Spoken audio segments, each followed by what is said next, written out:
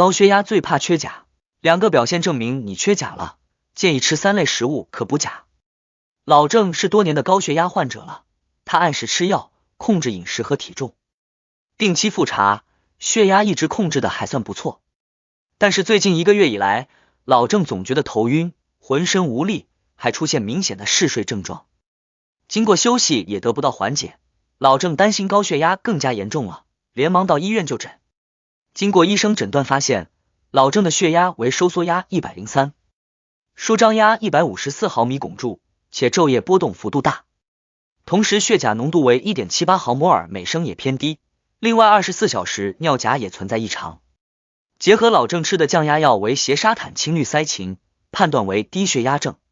医生告诉老郑不必过度忧心，这是由于长期吃斜沙坦氢氯噻嗪这种降压药导致的，换用其他类型降压药再补充一下血钾就能得到缓解，以后饮食中也要注意补充钾。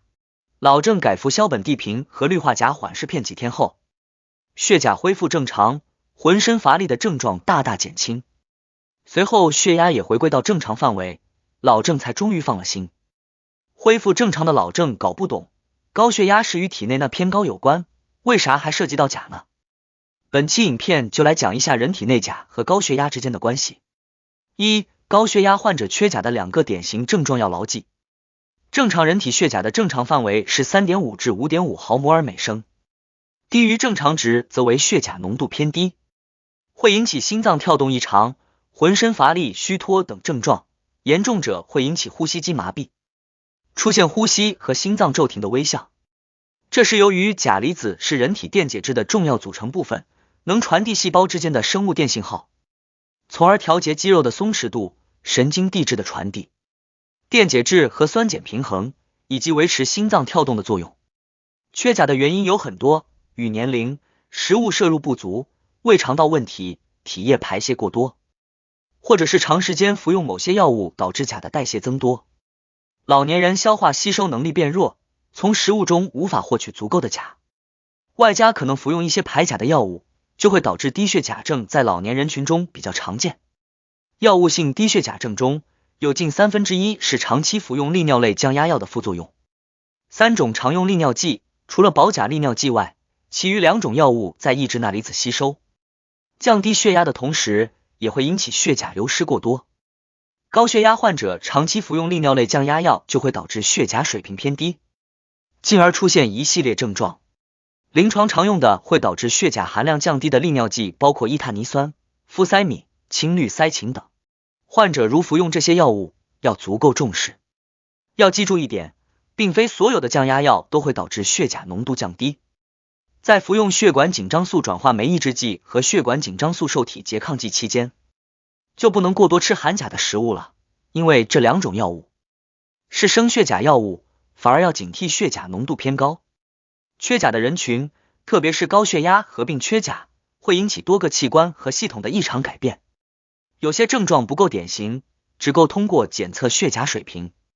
而这2种典型的表现则足以说明你已经缺钾。第一个典型症状是，高血压患者如果近期经常感到浑身无力、肌肉疼痛、麻木、抽搐，不要只认为是过于劳累，可能是血钾水平过低了。最大的区分点是缺钾的疲劳感，通过休息得不到缓解，通常是全身性，由内到外的身心俱疲，尤其是四肢的肌肉，伴随着松弛，情况恶化会有瘫痪的危险。缺钾对肌肉的影响可能波及到呼吸机，出现呼吸机的工作异常，引起呼吸困难、呼吸麻痹等，甚至连神经肌肉、大脑也会出现功能障碍，导致思维混乱、意识不清、反应迟钝，严重者神经兴奋性下降，可致大脑昏迷。缺钾的另一个典型表现就是夜尿增多，患者经常口干多饮。肾脏在缺钾的情况下，重吸收作用，整体血容量增加，引发水尿潴留，血压状况进一步恶化。如果血压和血管一直处于紧张状态，极易引起血管的破裂，造成出血。此时高血压合并缺钾，在夜间进食量低、钾的摄入量减少的情况下，体内缺钾的表现就更加明显，所以夜间排尿量增加，甚至会大于白日的尿量，或者出现蛋白尿的情况。另外，高血压缺钾除了会改变尿量和排尿次数外，体液的滞留还会造成四肢和面部水肿，特别是脚踝附近，由于体位原因，水肿更为严重。高血压缺钾还会引起其他并发症，心脏因缺钾兴奋性提升，心脏负担会加重，引发心律失常、心绞痛。有研究显示，近70%的心力衰竭是由高血压引起的。患者会在高血压和缺钾的双重作用下出现心肌肥厚。缺钾还能导致体内酸碱失衡，产生代谢性中毒。所以高血压患者要警惕缺钾的状况，要及时采取措施，防止缺钾对身体造成更大的伤害。高血压患者胃肠不适也可能是缺钾引起的。低血钾会降低胃肠道的蠕动速率，出现吸收和消化异常，进而出现腹胀、便秘等后续问题。缺钾导致人体出现异常变化是缓慢递进的，在这个过程中，如果及时补充钾，就能挽回这种不断恶化的局面。要科学补钾，优先考虑的是食补。2. 这3类食物可以有效补充钾。1. 水果。